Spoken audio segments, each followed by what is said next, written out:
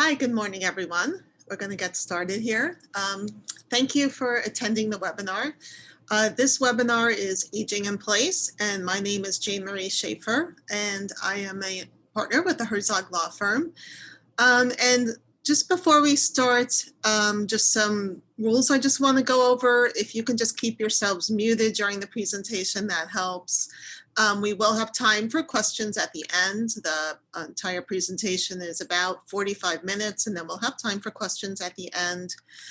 You can either use the chat box to type in your questions, and I will address them, or at the end, I'll let everyone unmute themselves, and then we can talk, and then you can ask your questions. So thanks again for attending.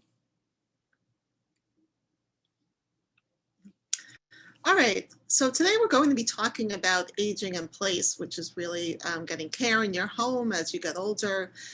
So let's start off by talking about long-term care needs and why that is something that you need to plan for.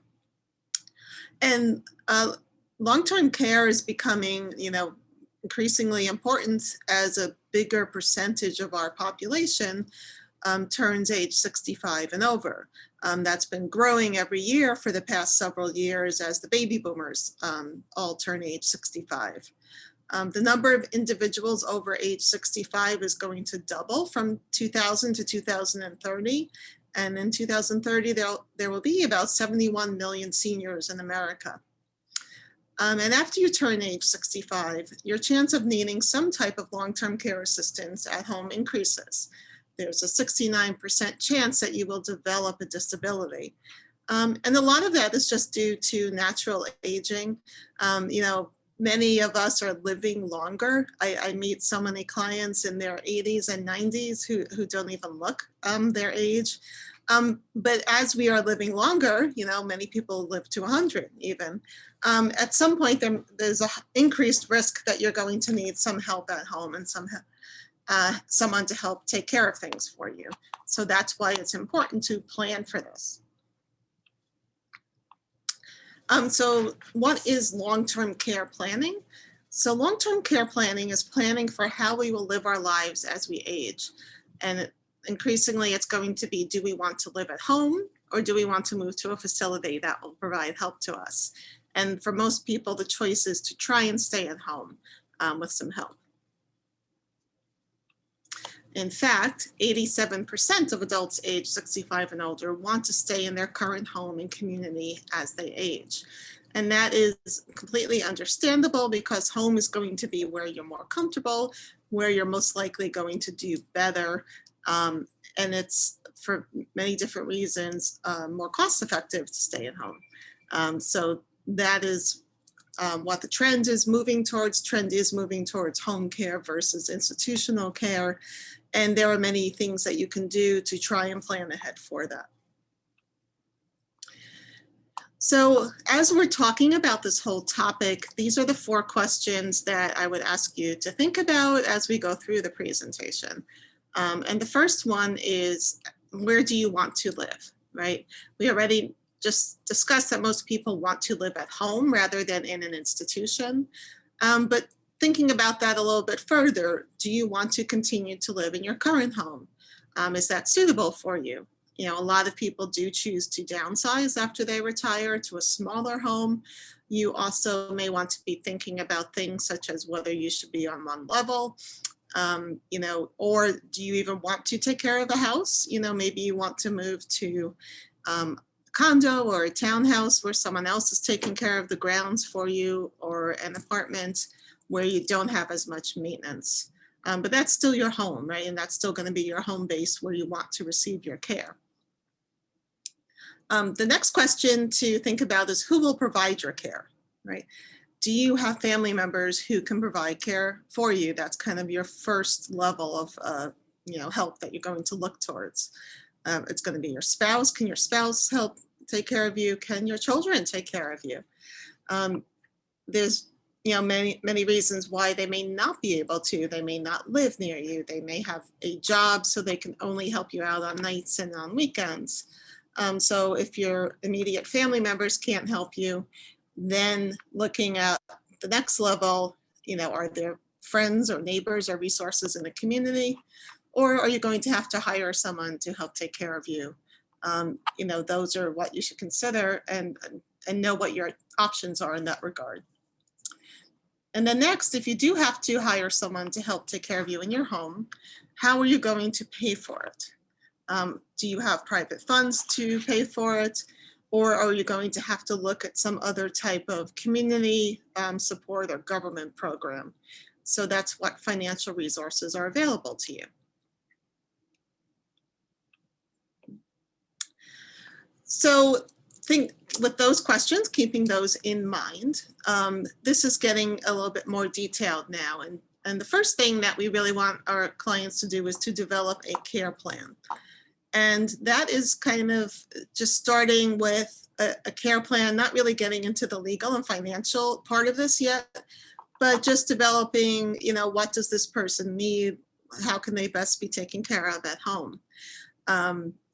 We have a geriatric care manager who works with us, and she is really great at meeting with families and walking through this planning process with them, and seeing what kind of resources are available to them to help put this whole picture into place.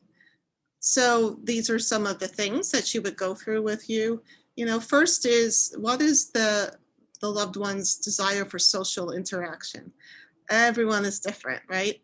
Some people want to go out and be socially active even as they age. And for those people, there are plenty of resources. There are community groups and senior centers that you can go to that have all different types of programs and trips. There are educational programs in the community. A lot of the colleges offer classes for seniors to keep their minds active, right? Friends and family. How can that senior stay connected with friends and family? At some point, transportation becomes an issue where the senior may not be able to drive anymore. So how can the family all get together and make sure that person is still part of all the family events? There are also living communities or retirement communities. There are a lot of 50 plus or 55 plus living communities in the area. And some of those, they're really great. I've been to visit a whole bunch of them.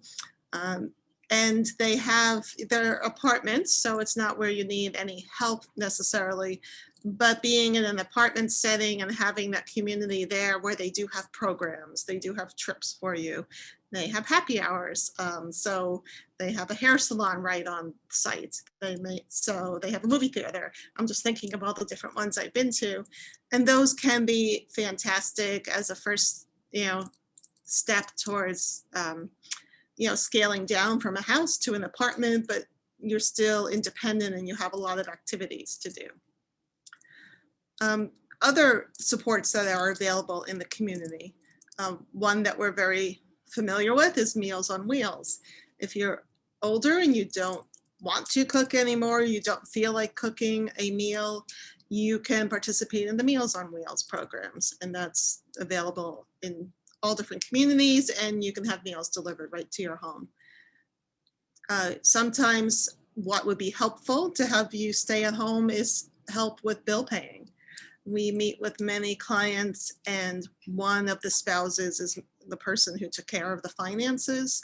And if that spouse is no longer able to handle the finances, the other spouse may not want to take on that responsibility. So if you can find help, you could hire someone to come in and just handle the bills, or have your child come in and handle the bills for you once a month. That's very helpful. Programs for people who need some more assistance. There are adult daycare programs for seniors, and that can be helpful to the caregiver. So for example, if it's someone who has dementia or Alzheimer's and someone is taking care of them, that can get very tiring and very wearing on that person. And you want to make sure that doesn't happen, because you want to be able to keep taking care of that person at home for a very long time. So one thing you can take advantage of is the adult day programs, where you could get some help so they are occupied during the day, so you can go out and do things that you need to do. And there's also respite care programs. The Eddie Alzheimer's runs a respite program through a grant from New York State. And under that program, you can have caregivers come to your home to relieve you, to give you some much needed, breaks and assistance. So these are all great things that you can look at in the community. There are certainly more of them. We'll talk about a little bit more of them later on that can make this whole care plan work, at home. Now, when we're developing a care plan, you're going to hear something called activities of daily living, ADLs. And this is important because your eligibility for some programs are, conditioned on how many ADLs you need help with. Your activities of daily living, those are your basic everyday tasks that you need to do, such as bathing and dressing and transferring, which is getting up and down if you need help with that, eating. These are your basic activities. And one of the programs that we'll be talking about later, which is Community Medicaid, requires that you need help with at least 3 of these activities of daily living in order to qualify. So that is something that a nurse will come to the house when they're assessing you. They're going to see if you need help with these activities. Another thing that they also do look at is if you have a cognitive disorder, and that's another qualification for receiving services in the home. And by that, I mean dementia or Alzheimer's. Now, there are other activities, they're called instrumental activities of daily living. And these are not, those essential ones, but these are ones that surround that, and there are other activities that you need to live in your home, transportation, grocery shopping, house cleaning. All of these activities, if you qualify for the Community Medicaid program, you can also get assistance with these other activities. But if you don't qualify, this is where you would be looking towards community supports to provide some of these other help with some of these other activities. Now, this is just a very large list of different services that are available in the community. I'm not going to go through all of them. I'll just touch on some of them, but just know that there are lots of resources available. And usually one place to find out about these is your local Office of the Aging, or senior centers may have information on these types of services. We, just on a side note, we will be sending a PDF of these slides to everyone after this presentation, so don't feel that you have to rush and write all these down, right now. So some of the services that are available, we talked about home delivered meals, home maintenance services, and that is important. There's a program called Umbrella, and it's, I believe, with Colony Senior Services, where you can call and have, maintenance repairman come to your house, and they're pre-screened, so you know that you can trust them to come to your house to do things for you. The personal emergency response systems, that's important. Everyone knows about those. That's the I've fallen and I can't get up button. That's important if you do live alone, to make sure that you can get help. And a lot of the newer ones now come with fall detection, so it will automatically get help for you if you do fall. Medication dispensers, a lot of seniors with dementia are not able to manage their medications anymore. And there's many different products or services to dose those out to the days and the times that you need, and to make sure that you do take the right doses at the right time. Transportation is a problem if you can't drive anymore. So there are, many car ride services that you can use. If you have Medicaid, you can use the STAR program. I've heard problems with, it's not the ideal situation. You may have to wait for it, but it does get you free transportation somewhere if you're not paying for a rideshare program. Physical therapy, occupational therapy, these are all services that can be brought to your home to make sure that you are able to get back to a level of being able to get around after an illness or something like that. Home care services, there we're going to talk a bit more about home care services, where they can range from agencies to finding individuals in the community. So again, this is just a sampling. There are really a lot of great services out there that you can utilize to help keep your senior family member at home. So next, let's talk about some of the costs, right? So we did talk about costs as something you have to consider, and you need to know the cost first before you can plan for how to pay for things. So this is just giving you kind of the whole range of costs from home care up through nursing home.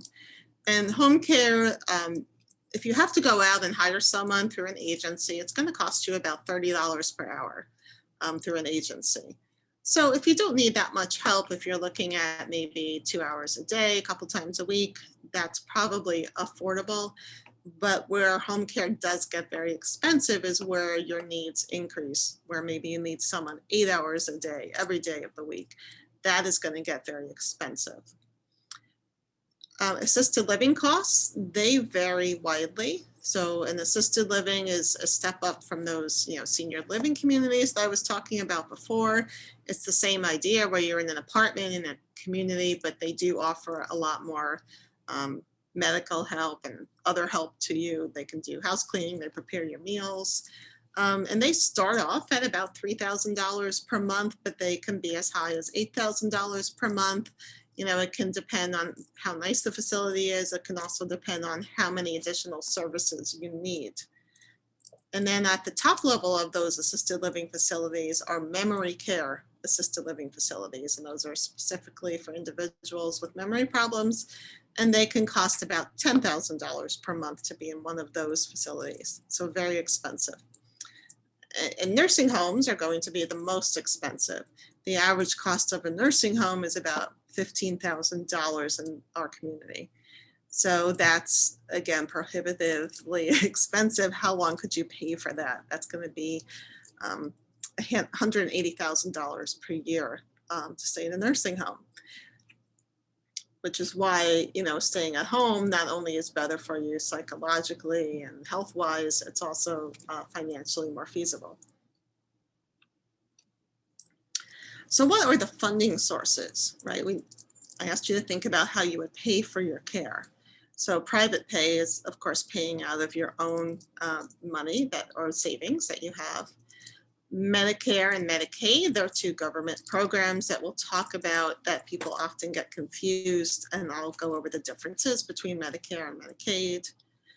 Long-term care insurance, that is a nice way to pay for your long-term care, but not many people have long-term care insurance. The most common reason I hear for that is that it's too expensive. The premiums have been going up in recent years, so it can be rather expensive. It's not right for everyone.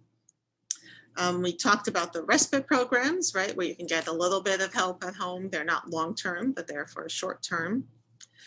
I also want to mention veterans programs. If you or your spouse are a veteran and you need long-term care, there is a program that can help you get that care. It's called Aid and Attendance, where they will pay you a monthly supplement to help pay for your long-term care needs. So that's another great resource if you happen to be a veteran. So looking at all these different funding sources, in New York, Medicaid is the primary payer for long-term care services. It just ends up that way because most people can't afford to pay privately for very long. So Medicaid pays for most long-term care services. If you're in a nursing home, you'll see that you wouldn't see, but about 70% of the patients that are in there are on Medicaid to receive care. And then home care, I don't have as good a figure on that, but I do know the home care Medicaid program is really becoming more popular, and it's a fabulous program. So first we'll talk about Medicare, because Medicare and Medicaid does often get confused. So Medicare does not pay for long-term care in the sense that, it's an ongoing, doesn't pay for ongoing care. It pays for short-term rehabilitation services. So how does it pay for this? So you have to be hospitalized first. And then after if you're hospitalized and then you need rehab and you go to a nursing home, Medicare will pay for your first 100 days in the rehab facility. So they will pay the first 20 days in full. And the next 80 days, you will have a copay. So the copay is $185 per day. If you have a Medicare supplemental plan, that will often cover the copay, so you don't have to pay for that. However, the 100 days is the maximum it will pay for. Medicare coverage will usually end at some point where the care team meets and decided that your physical therapy isn't progressing anymore, you've reached the plateau, and then they will end the Medicare coverage.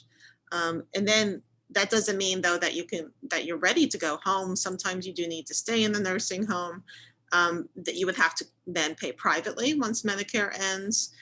Or if you decide that you need to go home, you would have to figure out how to get some home care in place. Medicare has limited home care coverage.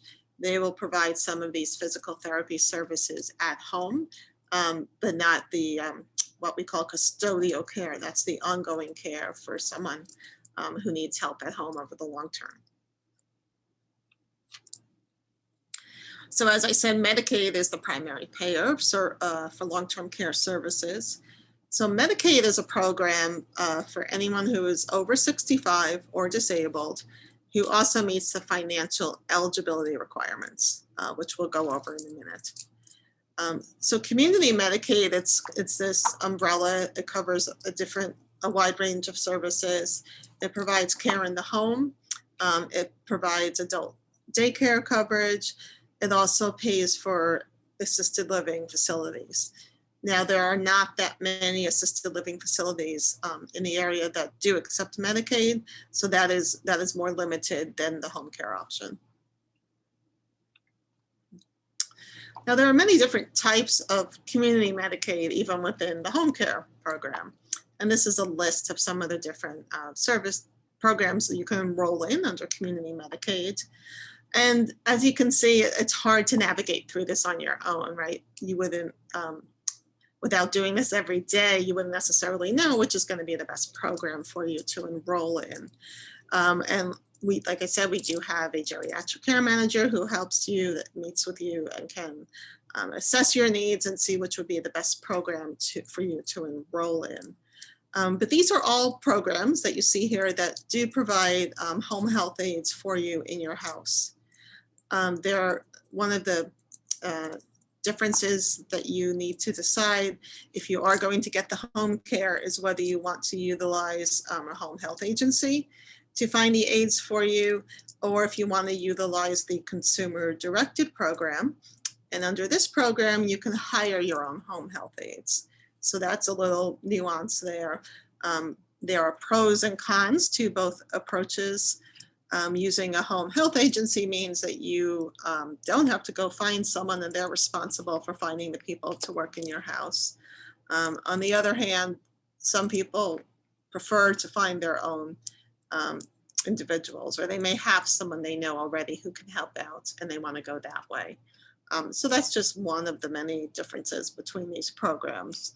But between all these different programs, there is going to be one that is best suited for you, that's going to give you the most help that you can get at home. So I did mention that you have to be financially eligible to qualify. So we'll talk about the financial eligibility for a bit here. So these are the Medicaid income and asset levels. So for the income limit is $904 per month if you're an individual. If your income is more than $904 per month, you can still qualify, but you have to do some planning. And same thing for the assets. The asset level is $15,900 for the individual applying.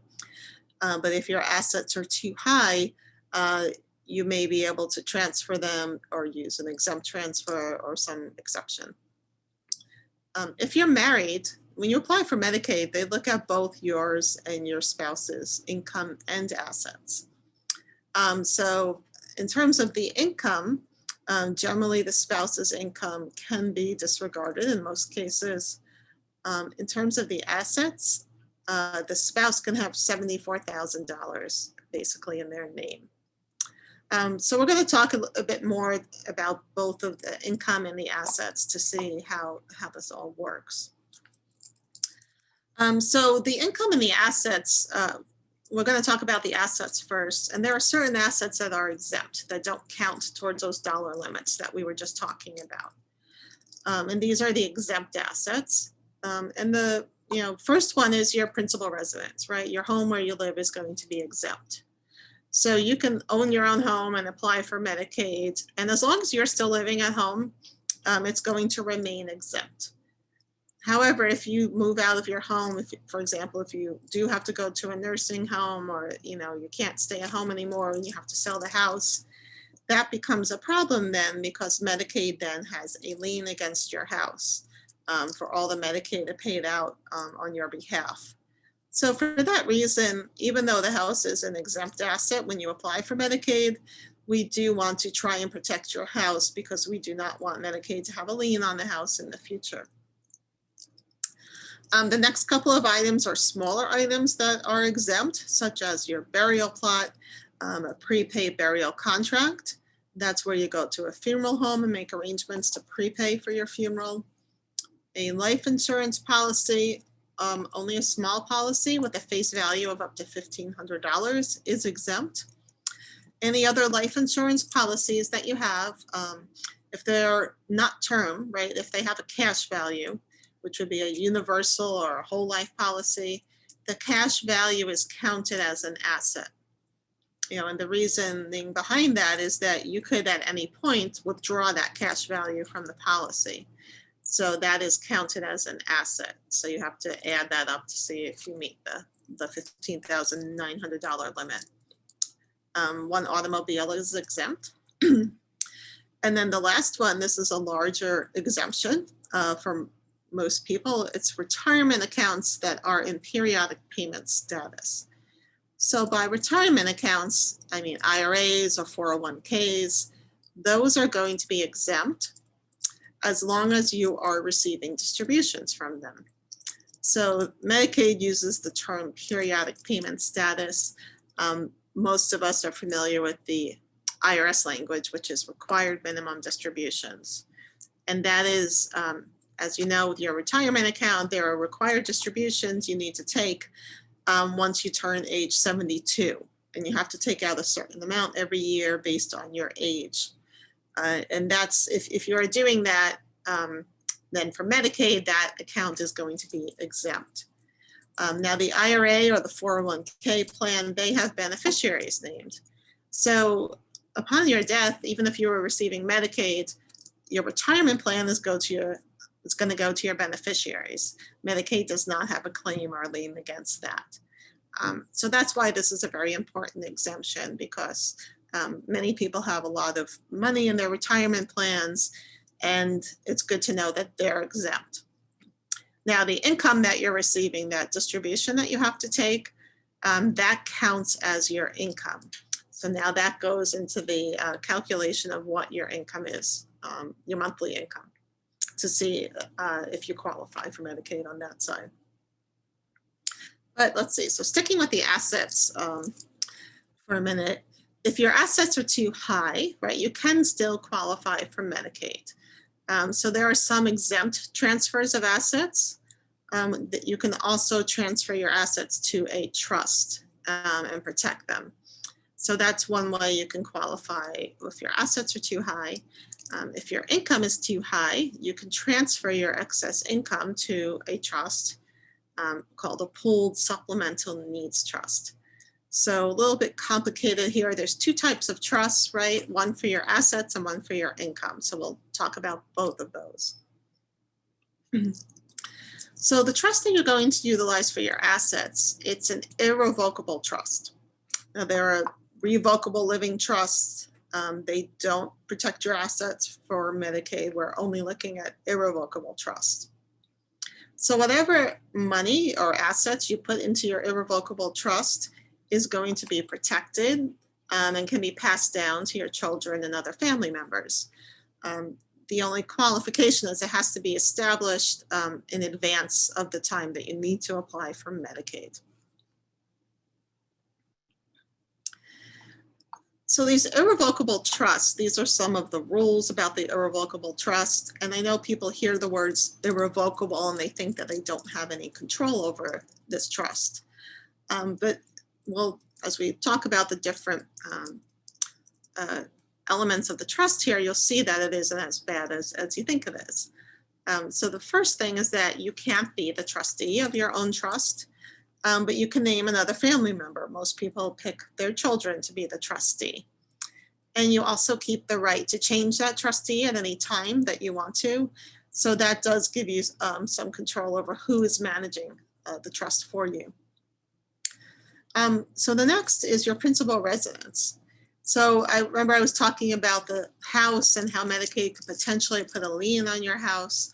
So really the best way to protect your house is to place it into an irrevocable trust.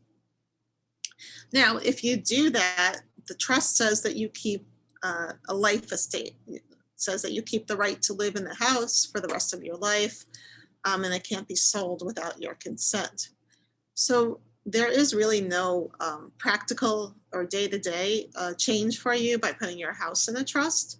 You are just changing the legal title on the deed into the name of the trust, and that's what protects it. So putting your house in a trust is pretty much, easy to do and really a great way to protect the house in the future so that it can be passed to your children and there is no chance of a Medicaid lien. Now, the next two things are the income and the principal. This only applies to money if you put money in the trust. So not everyone puts money in the trust. It's different for everyone. But if you were to put money in, and by money, I mean, savings accounts, CDs, investments, mutual funds, anything like that, you are limited as to what you can do with that money after you put it in the trust. The trust says that you can only receive the income, which would be the interest or the dividends that are being earned. However, you can't touch the principal. The principal has to stay in the trust. It can't be spent by anyone, but it stays there. And it's protected until your death, and then it goes to your children. And the reason for that is the trust says that you don't have any access to the principal.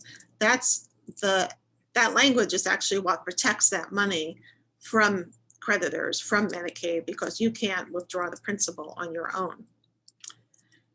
Now, you don't give up all your access to the money. If you did need to get some of the money back out, you can do so by something that's called a partial revocation of trust. And this is a way to do that where you would have the consent of all of your beneficiaries on the trust, and everyone signs a partial revocation and they agree that you can take back out a certain amount of dollars from the trust. So that's something just to keep in the back of your mind. We don't expect you to use that frequently, but you can use it if you do need to get funds back out of the trust. And as I mentioned, upon your death, the trust assets go to your beneficiaries. So you get to name who your beneficiaries are. You even keep the right to change who the beneficiaries are. So that is something that you can change over time. So what assets do you put into your trust? I mentioned that most people put their home. The stocks and the bonds and the investment accounts, like I said, that's going to be individual for each person. And keeping in mind that you have no access to that once you put that into the trust, you're going to look at all of your assets and you're going to look at, your lifestyle and what you need to spend. And if you decide that you have some funds that you don't need or you don't spend on a regular basis, that really is just there for savings, that would be something that you would put into the trust. If you, however, your checking account and your savings account that you're using every day to live on, that is not going to go into the trust because you want to keep free access to those.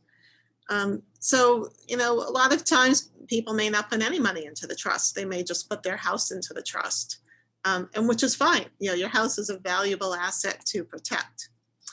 Um, but also you may only put your house in the trust to start with. And then maybe in the future down the road, as you get older, you may have accumulated more, cash to put into the trust. So it's very flexible. It can change over time, what you decide to put in the trust to protect it. Something else you should consider putting in the trust is life insurance with a cash value. And the reason for that is, because that cash value, remember, is counted as one of your assets when you apply for Medicaid. And that could put you over that $15,000 mark if you added up your bank accounts and the cash value of your life insurance. So that is an asset that is easy to transfer to the trust just by changing ownership on the life insurance policy to the name of the trust. And now that cash value is taken out of the equation.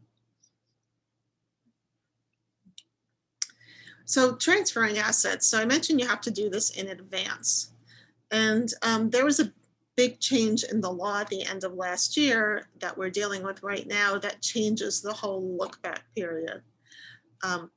People are used to hearing about the look-back period in connection with nursing homes. And currently right now, the look-back period is 5 years. So you would have to transfer assets into a trust 5 years before you need to go into a nursing home. Well, up until last fall, there was no look-back period for community Medicaid. And you could transfer all your assets to a trust and you could apply right away for community Medicaid, and there was no waiting period. But that changed. Last year, the law changed and they implemented a 30-month look-back period for community Medicaid applications. And it was supposed to start on October 1st of last year. But because of COVID and certain restrictions with Medicaid funding, they're not able to implement or put that law into effect. It's been delayed. It was delayed a couple of times, so now that law is going to go in effect on July 1st of this year. So, that's coming sooner rather than later. So you do have to keep in mind there is going to be a look-back period for community Medicaid. So two things there. So if you're kind of in a situation where you don't really need any care or you don't think you're going to need it soon, but you still want to plan for the future, you should do a trust so you can start that 2.5-year period running, okay? Another situation though is if you're in the situation where you do need some help at home and you are thinking about community Medicaid, well now you have a time frame here, right? If you get your trust funded and you apply for community Medicaid before July 1st, this 30-month look-back period won't apply to you. If you wait until after then there is going to be a look-back period. So very important to look at this and think of the time frames and see what you need to do. So how can you avoid the penalty period? Other than planning in advance, right? Other than getting this done 2.5 years ahead of time.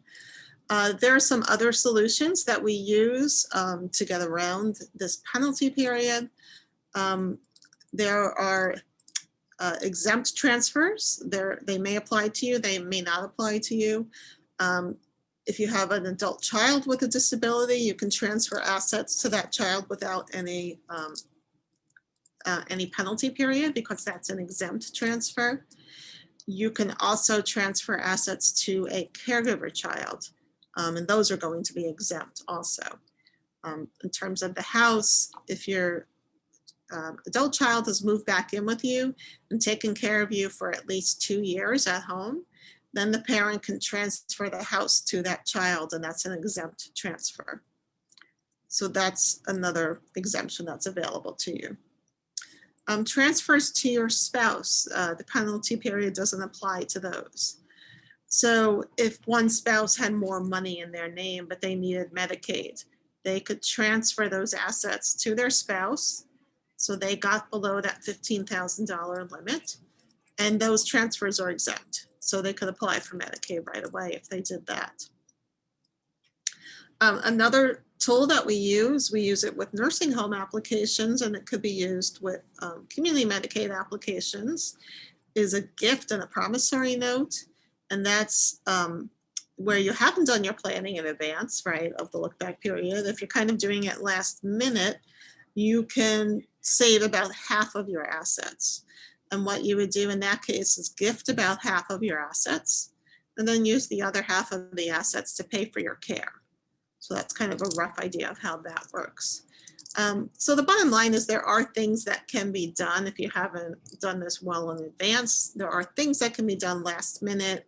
So that's why it's always important to talk to an elder law attorney. You know, don't think because you haven't done this in advance that there is nothing that you can do, because likely there is something that we can do to help out.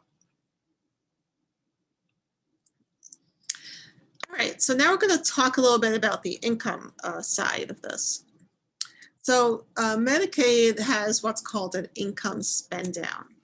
So I mentioned that the income level was $904 per month. So if your income is more than that, the excess income, that's called an income spend down. And you can qualify for Medicaid in a couple ways with an income spend down. You know, one way is to just pay that income spend down amount to Medicaid every month. They'll gladly take your money and then you'll be eligible for Medicaid.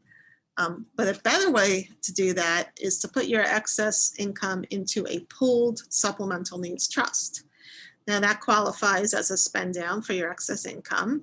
It gets you eligible for Medicaid. And then the money that's in that trust, you can use it to pay for your living expenses.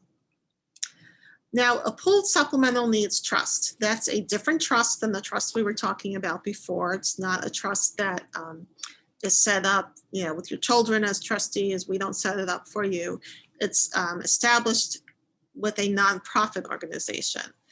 There are about 20 or so of these nonprofits that run these pooled supplemental needs trusts. And what they do is they run these trusts for many individuals to join them, and they all use it for their Medicaid spend down.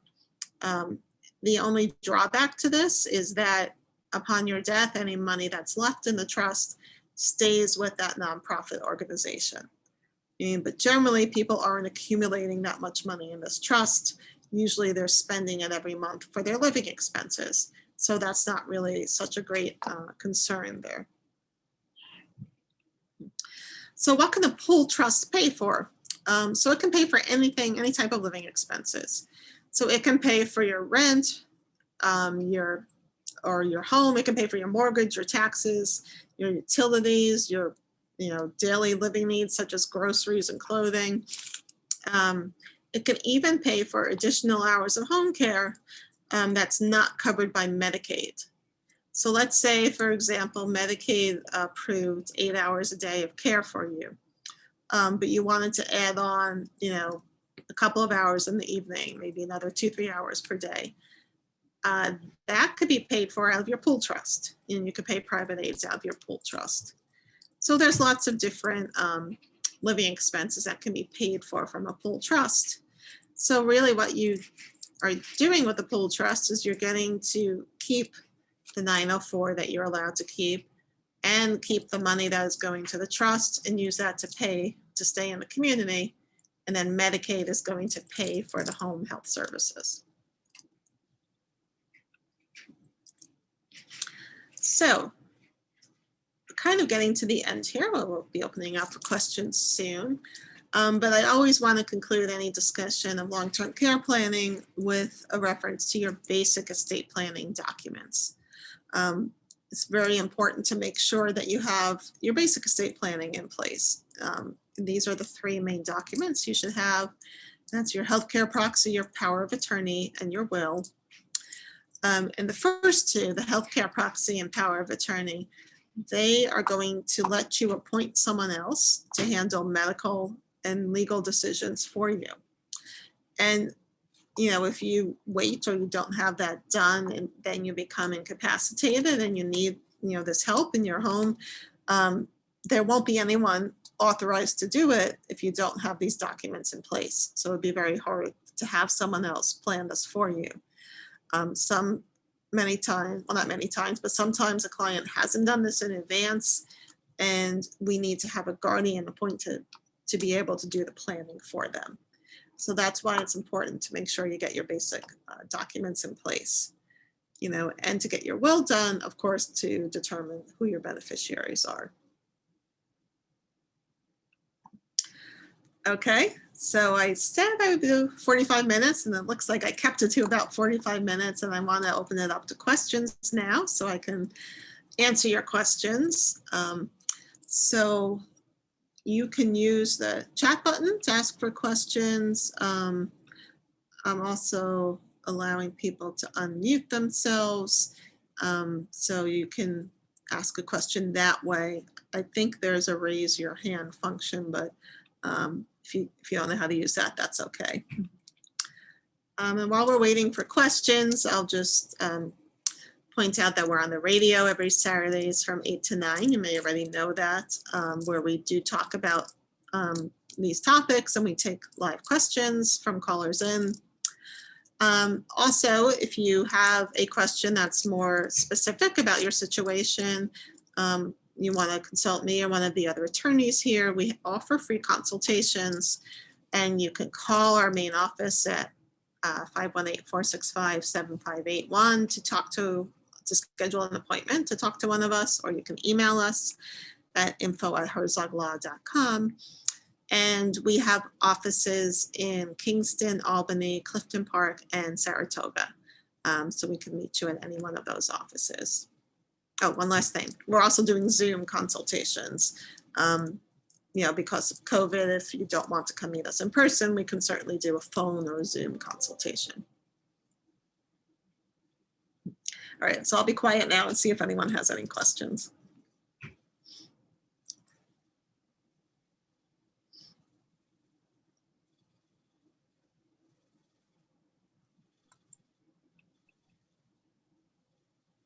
Hello? Yes, hello.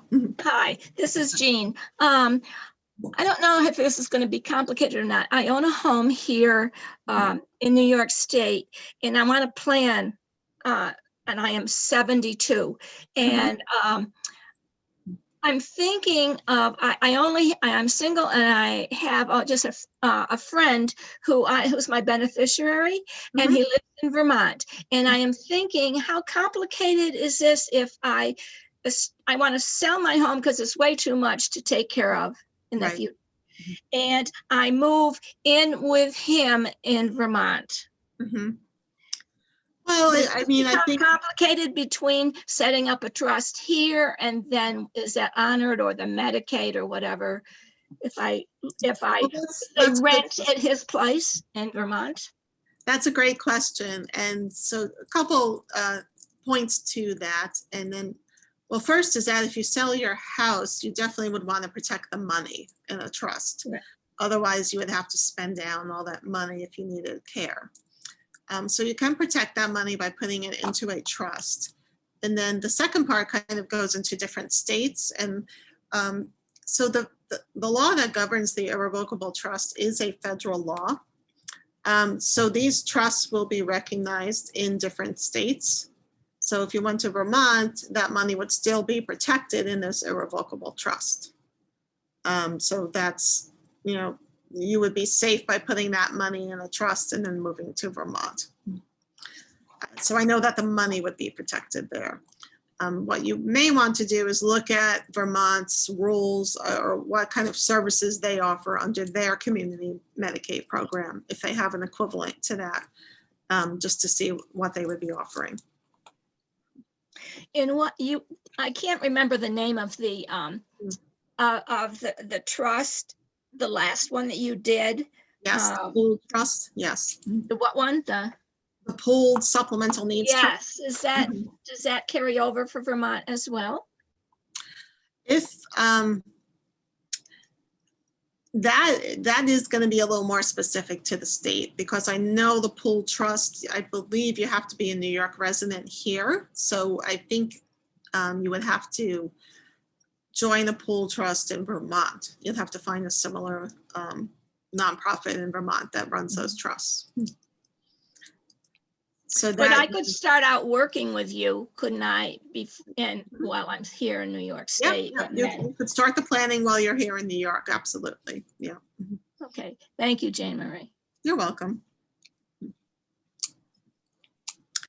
I have a question on the chat here, and kind of two questions. And the first is, how long does it take for the aid and assistance program to be approved?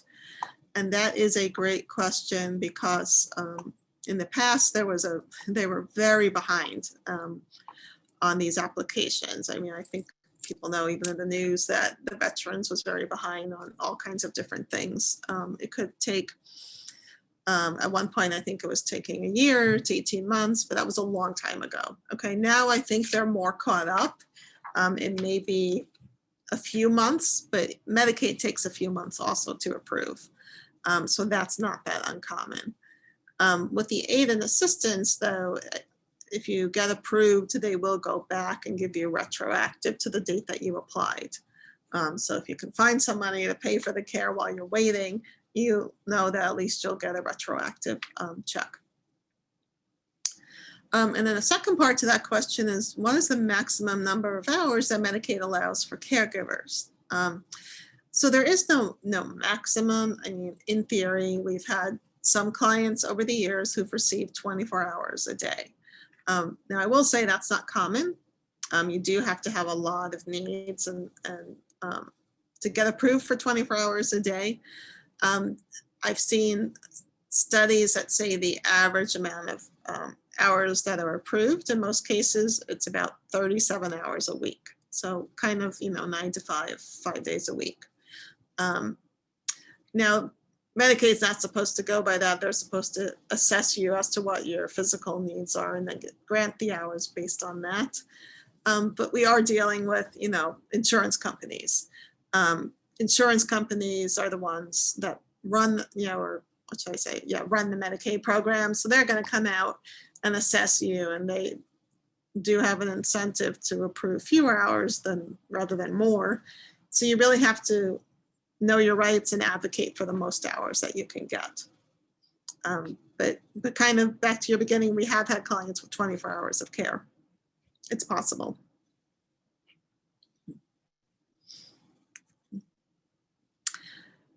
And there's a follow-up question to that. Is it quicker to obtain Medicaid by filing the NHTD program? So there are, as I mentioned, a couple of different programs there. One of them is the Nursing Home Transition Diversion Program. And that's a special program. It's meant to be for people who would definitely be in the nursing home if it wasn't for this program, where they could stay at home. And the good thing about this program is that you generally get more hours of care under this program. The bad thing about this program is it usually takes longer to approve. It could be a couple of months. So sometimes what we do is, while clients are waiting to get approval under this program, which takes longer to approve, is to have them go under one of the other Medicaid programs that are quicker for approval. You may not get as many hours, but it can tide you over until the time that this program is approved, where you get more hours of care. So again, this is kind of the ins and outs of the program and knowing the different programs and how they work, which is how we and Kim, who's our care manager, can help you navigate this whole program.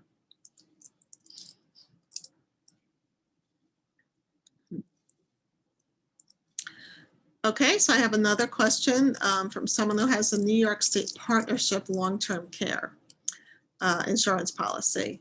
So I'll just explain what that is and then go to the question about whether you need a trust if you have that program. So the New York State Partnership long-term care, this is a long-term care insurance policy that you purchase that has an added benefit to it, that once you run out of, insurance benefits, right? Let's say the insurance benefits pay out for 2 years or 3 years. When that ends, you automatically become eligible for Medicaid and your assets aren't counted. So you pay for the policy, you got the policy, and then if you need more care, Medicaid pays for your care. So you don't need a trust to protect your assets in that case, because your assets aren't counted under that program. Now, you may still potentially need a trust for your income. So you may still need the pool trust for your income, but you wouldn't need a trust for your assets.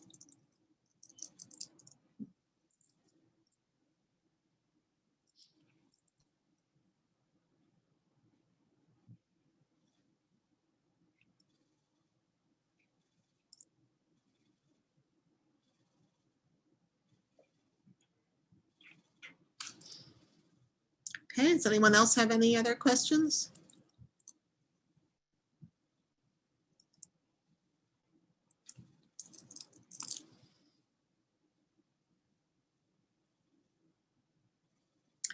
Well, that's okay. If you think of questions afterwards, you can just email us and we'll get you an answer to your question. That's not a problem.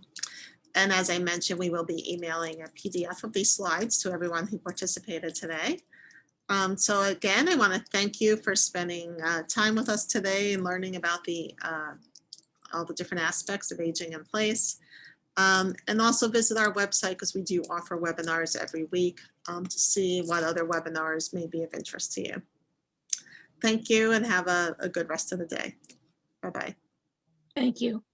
Thanks.